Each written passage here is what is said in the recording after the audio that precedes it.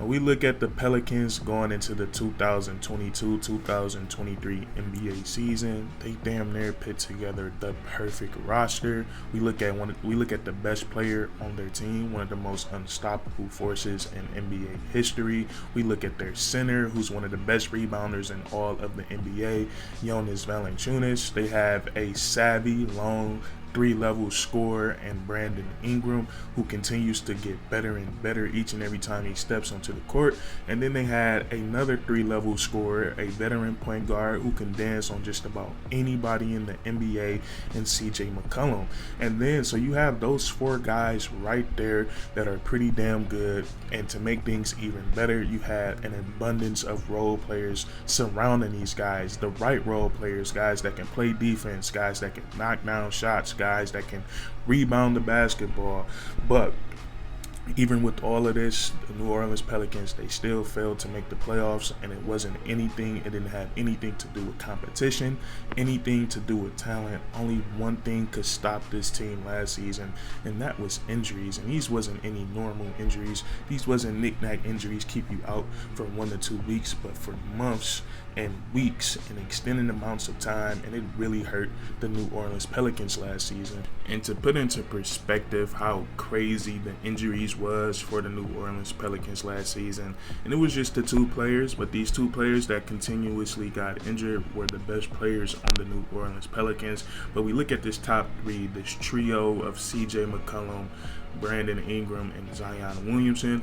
We look at CJ and Brandon Ingram. They only played 42 games together last season, and that's just a little bit over half of an NBA season. We look at CJ McCollum and Zion Williamson. They only played 25 games together for the New Orleans Pelicans last season. We look at the duo of Brandon Ingram and Zion Williamson. These two guys only played 12 games together last season. And then the three of these guys, I could not find this stat online, but if I remember correctly, last season, the three of these guys only played 10 games together. So you can only imagine how tough that is when the three of your three best players collectively only played 10 games together for the season. And then also when you put them up into pairs, none of them played 60 plus games together last season, which makes it really hard, especially in the Western Conference, to stay competitive and make the NBA playoffs. And luckily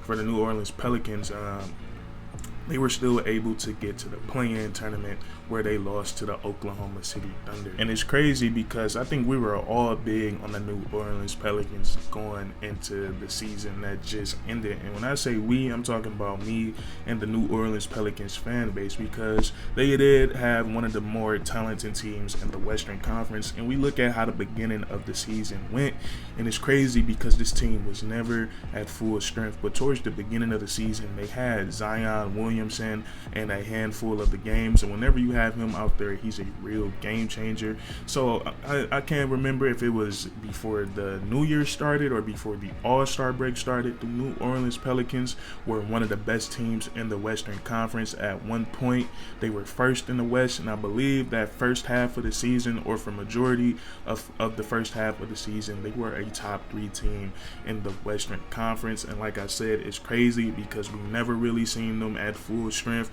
with Zion, Brandon Ingram, and CJ McCollum. But nonetheless, the past is the past.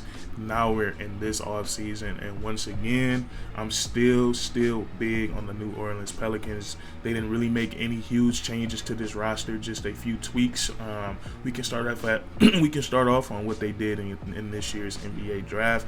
I really love the player that they brought in. I believe they had the 14th overall pick, and they went with Jordan Hawkins. Before we go any further in today's video, I want to talk to you guys about today's sponsor, BetSnap. And besides it being 100% free, there are so many things to love about this app. Now, for starters, BetSnap is a sports betting tool that allows you to compare the odds of multiple sports books so that you're getting the best bang for your buck. And just to name a few sport books that you can go into the app and see, some of the big time ones like FanDuel, DraftKings, MGM, Bet365.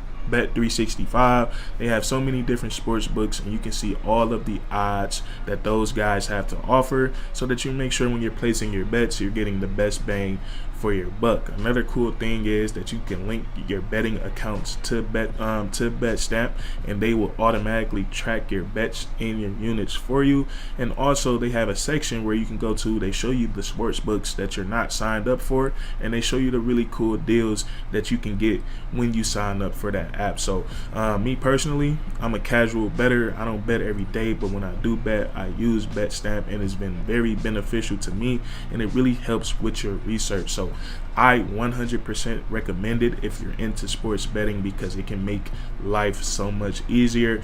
Sign up with code J Johnson, and the link will be in the description and in the comment section, and we can get back to the video. And the New Orleans Pelicans, they were in a position where they're not drafting, they're not looking for the next star of the New Orleans Pelicans, because this team already has a lot of star power. Like we said, the main theme for this team next season will be the health. Can they stay healthy? But they already have star power with Zion Williamson, Brandon Ingram, CJ McCollum. Hell, you can even throw Jonas Valanciunas in there. He's a walking double-double. That's a lot of value in today's NBA. So they went and they drafted a guy who's going to help in an area where I wouldn't say they're struggling in, but it could definitely get better. Last season, the New Orleans Pelicans, they shot 36% from the three-point line last season, which was good enough for 15th in all of the NBA. And also, when you look at second unit scoring, they averaged 31 points per game, which was good enough for 23rd in the NBA. So they went out and got a player that could help them in those two areas, and that player is Jordan Hawkins. Now we look at his game. The best part of his game as of right now is his ability to create shots and his ability to knock down three-point shots. And I don't know if you guys kept up with the Oklahoma City Thunder last season, but one player that Jordan Hawkins already reminds me of is Isaiah Joe on the Oklahoma City Thunder. And last season, he shot the three-point ball at an insanely high clip, and he can make them from all over the court. And that's what I see in Jordan Hawkins. Watching him in college, watching him in the NCAA tournament, all the way down to him winning the championship.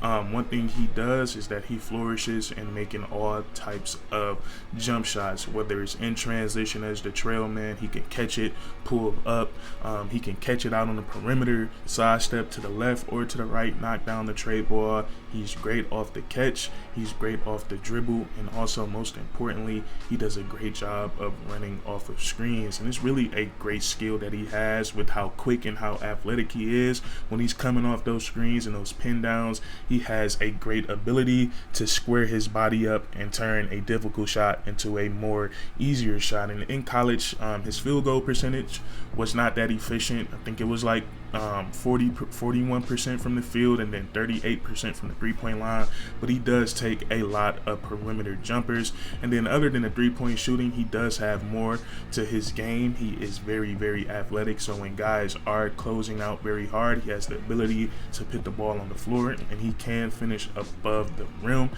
He can also get to the mid-range and knock down jump shots, and he's also a very, very solid defender out on the perimeter. Contested a lot of jump shots in his final year in college. His sophomore year, he blocked 17 shots as a sophomore. So he excels on the perimeter, on the defensive side of the ball, excels at knocking down shots. Some areas that he can improve on is just moving the ball. He doesn't really pass the ball once he gets it, but I'm sure that's something that that's gonna become more natural to him as he gets into training camp and as he gets to to that NBA level. But nonetheless, I love this selection by the New Orleans Pelicans. Like I said, no crazy moves this offseason, but this is something that's definitely gonna make them better, and especially in those two areas that we talked about. The three-point shooting and the lack of bench scoring for the New Orleans Pelicans. And other than that, another reason that I'm also big on the New Orleans Pelicans, every time I talk about the Pels, I tell you how special Zion Williamson is. I tell you how special Brandon Ingram is. So you guys already know that we should expect a big season from them guys. But honestly, I cannot wait to see the leap that Trey Murphy takes next season, and also Herb Jones. And honestly, I think the leap he made from his rookie year to his sophomore year is severely underrated, did not get talked about enough. We look at his points per game, everything jumped up significantly from his rookie year. He went from 5 points per game to 14.5 points per game. His field goal and 3-point percentage also skyrocketed. His field goal percentage was at 39%. That went all the way up to 48%. And then his 3-point shooting, he shot the 3-ball well his rookie year, 38% his rookie year, but he brought that up to 40% his sophomore year. Same thing with the free throw percentage, 88% rookie year, 90% in this previous season. So he was very close, 2% off in the field goal percentage from having a 50, 40, 90 year in his sophomore year. And that just says it all about Trey Murphy. And I'm reading these stats to you, shooting 40% from the 3-point line and 90% from the free throw line. You probably think I'm talking about a guard, but Trey Murphy, I don't know what his position is. You can play him at the shooting guard, you can play him at center, you can play him at power forward. He's 6'10", so he has a lot of size and a lot of versatility as a basketball player. And I think last season he just went into his bag, and you could tell he had a really great off season. He was asked to do more with the injuries the New Orleans Pelicans were dealing with, and I think he answered that call. But he just seemed a lot more comfortable last season, putting the basketball on the floor, getting to spots by dribbling the basketball, making moves, and also getting downhill, man. He is very athletic, and he will finish through you or he will finish on you. Pause. But nonetheless, Trey Murphy, man, I'm expecting a big leap out of him next season. And the same thing with Herb Jones. And Herb Jones came into the NBA ready his rookie year. We probably won't ever see a rookie with as much as a defensive burden that he had going into his rookie year, just consistently every night guarding the opposing team's best player.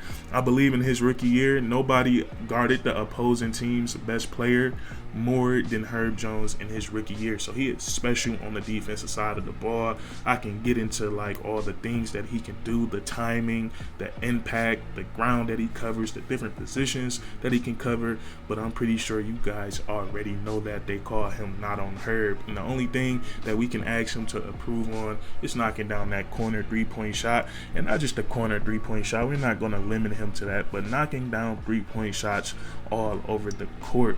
So I'm really excited for the New Orleans Pelicans team, but once again, can they stay healthy? They have to stay healthy, and if they do, I believe they're going to be one of the best teams in the Western Conference, and I would love them coming out the West to compete for a championship. I am a huge fan of this basketball team. But that's going to be it for today's video. If you guys enjoyed, leave a like, comment down below. Do you think next season will finally be the season that Zion Williamson can get on track and play majority of an NBA season? Let me know down in the comments. I know I sure hope so. It's that way for him and for the New Orleans Pelicans. And then subscribe for more weekly content. We do this all the time, man. And that's curtains.